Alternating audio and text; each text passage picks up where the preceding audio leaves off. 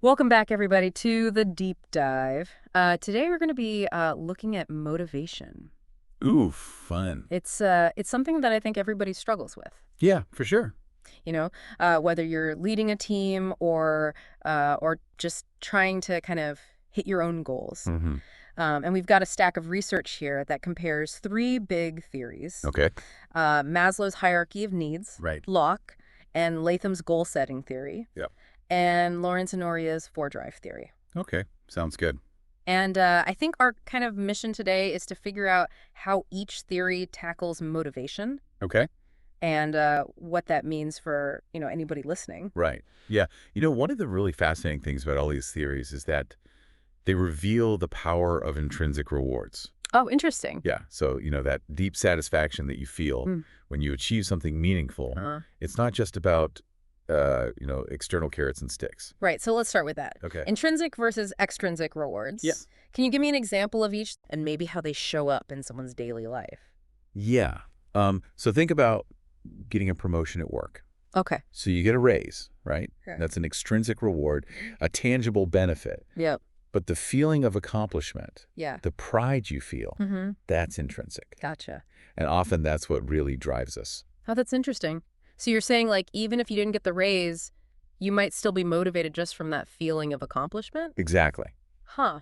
And that's where Maslow's hierarchy of needs comes in. Okay. It suggests that we're driven by a pyramid of needs, Yeah. starting with like the basic ones, Mhm. food, shelter, Right. which are often met through extrinsic rewards, Mhm. like a paycheck. Right. Those are essential. But Maslow's pyramid goes up to things like security, Yeah. belonging, esteem, Mhm. and finally self-actualization. Yes. How do those higher needs then connect to motivation?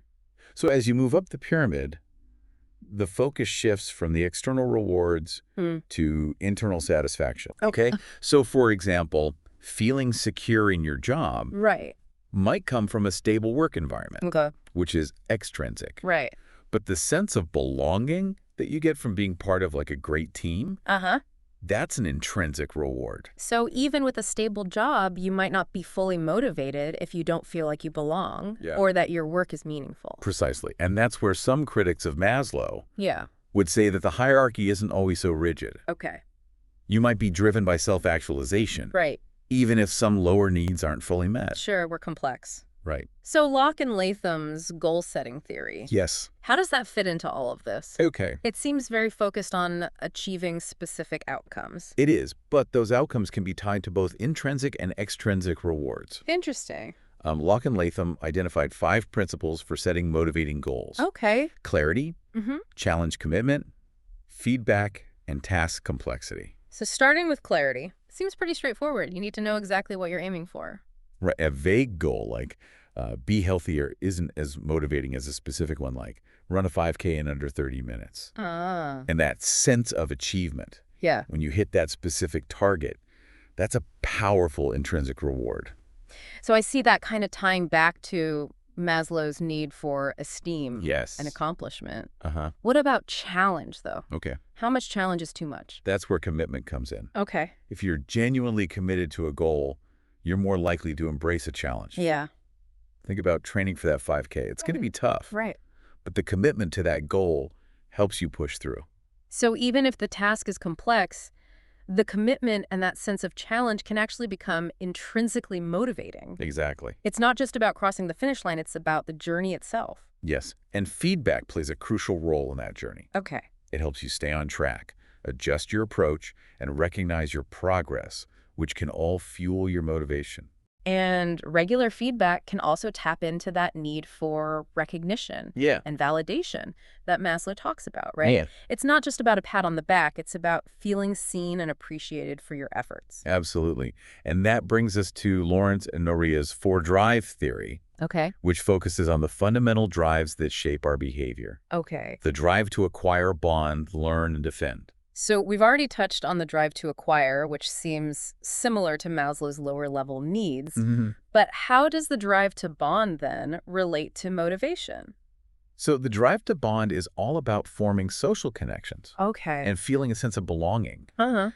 Think about the motivation you get from being part of a supportive team. Yeah. That feeling of camaraderie and shared purpose Mm. can be incredibly powerful. So it's not just about individual achievement, it's about being part of something bigger than ourselves, Yes. which can also tie back to Maslow's need for belonging and social connection. Precisely, and this is where things get interesting, because Locke and Latham's theory, Right. which might seem very individualistic, Yeah. can also be applied to group settings. Okay.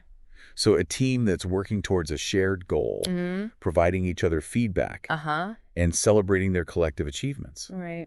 That's a really powerful combination of motivation theories in action. That's a great example of how these theories can work together. Yeah. So we've got acquire, we've got bond. Yeah. What about the drive to learn? Okay. How does that play into motivation? Yeah. So the drive to learn is about our innate curiosity. Okay. That desire to understand the world around us Right. Yeah. and expand our knowledge. And it's fueled by those aha moments, Mhm. like, the satisfaction of mastering a new skill, Right. or, the excitement of discovering something new. So like that feeling you get when you finally nail a difficult concept Yes. or you figure out how to do something that you've been struggling with, Uh-huh. that can be a really big motivator. Exactly. Mm-hmm. And this drive can be applied to so many areas of life. Yeah. Yeah. From tackling a challenging project at work Right. to learning a new language or taking up a new hobby. And you can even tie it back to goal setting, right? If Yeah. you set a goal to learn a new skill Mm-hmm. and you break it down into smaller steps like we talked about earlier, Right. that process of learning and achieving those milestones, Yeah, that can be really motivating. absolutely. And it highlights how these theories can be used in a complementary way. Uh-huh. But let's move on to the fourth drive, Okay. the drive to defend. Okay. Now, this one might seem a bit less obvious Yeah. when it comes to motivation. Defend doesn't exactly scream motivation at first glance. Right. It sounds more like you're avoiding something negative Yeah, than striving for something positive. that's a great observation. Yeah. And that's what makes this drive so interesting. Okay. It's not about pursuing rewards. Okay. It's about protecting ourselves from harm, minimizing threats, and creating a sense of security and stability. So in a work setting, that could be about speaking up against unfair treatment or Yeah. setting boundaries to avoid burnout or even just feeling confident in your ability to handle challenges. Exactly. And here's where it gets really insightful. Okay. The drive to defend Mm-hmm. really highlights the importance of psychological safety Okay. in the workplace. Yeah. If you don't feel safe to speak your mind Right. or to make mistakes, Yeah. you're constantly operating from a place of fear, Right. which can be incredibly demotivating. It makes sense. You can't really focus on achieving your goals Right. or tapping into those intrinsic rewards Yeah. if you're constantly worried about being judged or punished. Precisely. And that's why leaders who foster psychological safety, Mm-hmm. where people feel comfortable taking risks and being vulnerable, Right. often have more motivated and engaged teams. So by addressing that drive to defend, not just by minimizing threats, but by actually creating a culture of trust and respect, Mm-hmm. leaders can actually unlock a whole new level of motivation. Exactly. And this ties back to Maslow's hierarchy, Okay. where safety and security are foundational needs. Right. If those needs aren't met, it's going to be much harder to motivate people to reach for those higher levels of the pyramid. I'm seeing now how all these theories really do build upon each other. Yeah. It's like a puzzle where each piece kind of fits together Uh-huh. to create a more complete picture of Yeah. motivation. Absolutely. And as we've seen, even a theory like Locke and Latham's, Mm-hmm. which might seem very focused on individual achievement, Yeah. can be applied to team settings Right. and even to addressing the drive to defend. Right. It all comes down to how you frame those goals Mm-hmm. and the environment in which you're operating. So it's not about picking one theory over another. It's about understanding the nuances of each Yep. and applying them in a way that makes sense for your specific situation. Uh-huh. But you mentioned earlier that the drive to defend is often about minimizing negatives. Yes. How does that differ from the other more positive drives? That's a fascinating question. Is it simply like the absence of those other drives? Right.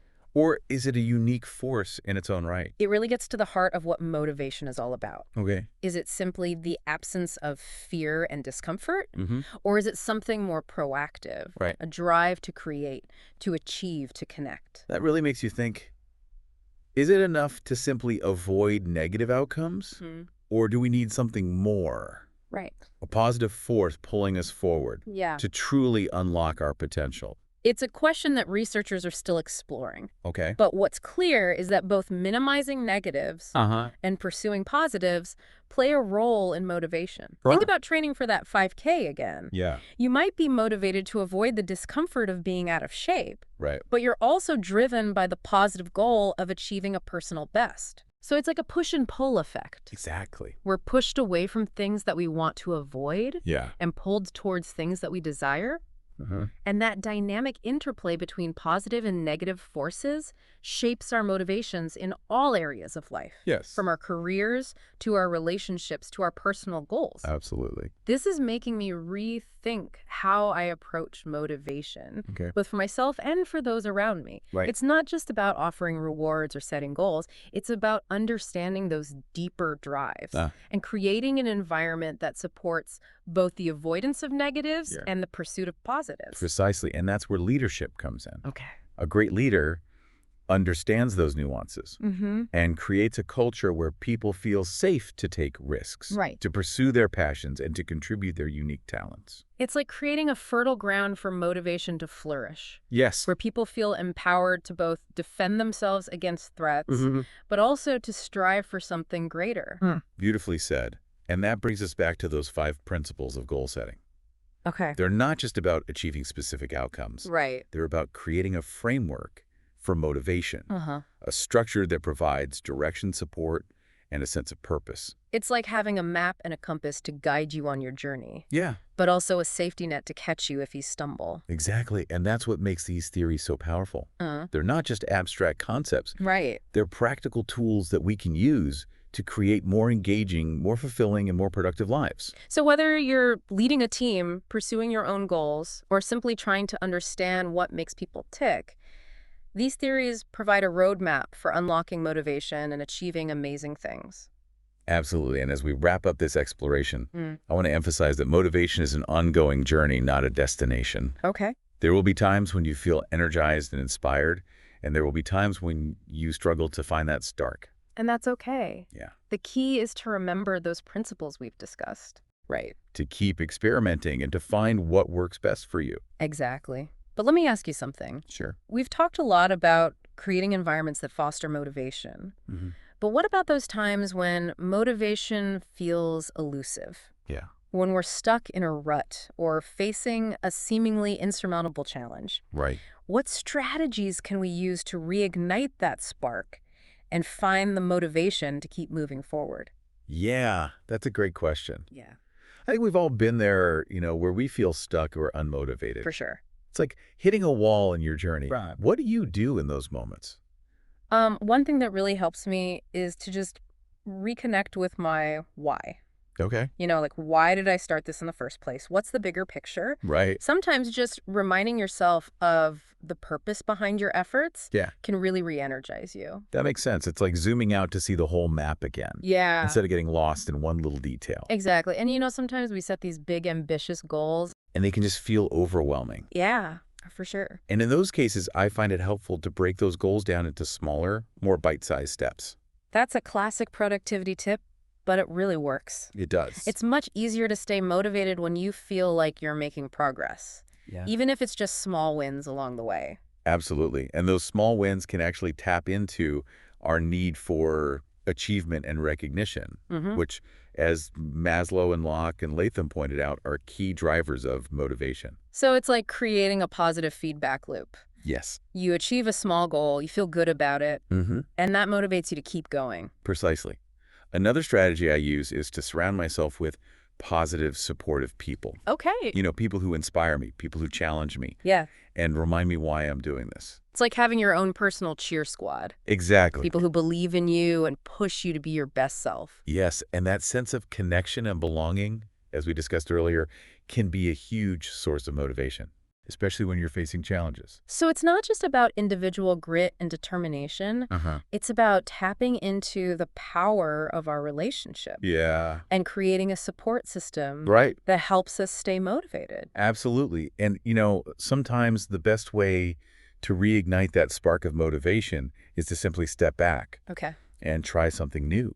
Okay. Maybe it's learning a new skill or taking on a different project, That or even just like changing up your routine. It's like hitting the refresh button on your brain, Exactly. shaking things up a bit, Yeah. and seeing what sparks your interest. And that can tap into our innate drive to learn and explore, Right. which, as we discussed, can be incredibly motivating. This has been such an insightful, deep dive into the world of motivation. It has. We've explored so many fascinating theories and practical strategies. We have. But I think if there's one thing I'm taking away from this, it's that motivation is not a fixed trait. Yeah. It's something that we can cultivate and influence. I completely agree. It's not about finding some magical formula. Right. It's about understanding those underlying principles and applying them in a way that works for you. So for our listeners out there who are feeling stuck or uninspired, Yeah, remember that you have the power to change that. you do. You can reconnect with your purpose. You can break down big goals into smaller steps. You can surround yourself with positive people and even just try something new. Exactly. And as you experiment with these different approaches, pay attention to what works for you. Okay. What sparks that fire in your belly? What makes you feel energized and excited to tackle challenges? It's like becoming a detective of your own motivation. Yes. Figuring out what makes you tick Uh-huh. and then using that knowledge to create a more fulfilling and productive life. Beautifully said. And remember, this journey of understanding and harnessing motivation is ongoing. Okay. There will be ups and downs, moments of inspiration and moments of doubt. Right. But by embracing those principles and strategies that we've discussed, you can navigate those challenges and achieve amazing things. So keep exploring, keep experimenting, and never stop seeking those intrinsic rewards that make life truly fulfilling. Absolutely. Well, thank you for joining us on this deep dive into the fascinating world of motivation. Until next time, stay curious and keep those motivation engines running.